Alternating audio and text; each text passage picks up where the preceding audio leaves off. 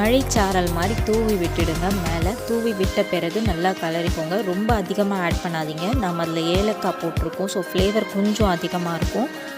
ஏலக்காய் ஃப்ளேவர் ரொம்ப பிடிக்குன்றவங்க நிறைய ஆட் பண்ணிக்கோங்க. இதை நீங்கள் நல்லா அந்த கிரேவி ட்ரை ஆன பிறகு கூட நீங்கள் சாப்பாடை கொட்டி கலரிக்கலாம். நான் கொஞ்சம் தண்ணியாக இருக்கும் போதே ஆட் பண்ணியிருக்கேன். இந்த சாப்பாட்டில் மிளகு ஆட் பண்ணியிருக்கோம், ஏலக்காய் போட்டிருக்கோம், மஞ்சத்தூள் போட்டிருக்கோம், சீரகம் போட்டிருக்கோம். எப்படி மஞ்சத்தூள் ஆன்டி ஆக்சிடென்ட்டோ அதே மாதிரி தான் மிளகும் ஏலக்காயும். ஏலக்காய் நச்சுத்தன்மையை உடம்புலேருந்து நீக்கக்கூடிய சக்தி கொண்டது. இந்த மாதிரி ஒரு சமையலை செஞ்சு வீட்டில் இருக்கிறவங்களுக்கு கொடுங்க. மூலிகை சாப்பாடுன்ற மாதிரி இதையும் சாப்பிட்டு பார்க்க சொல்லுங்கள்.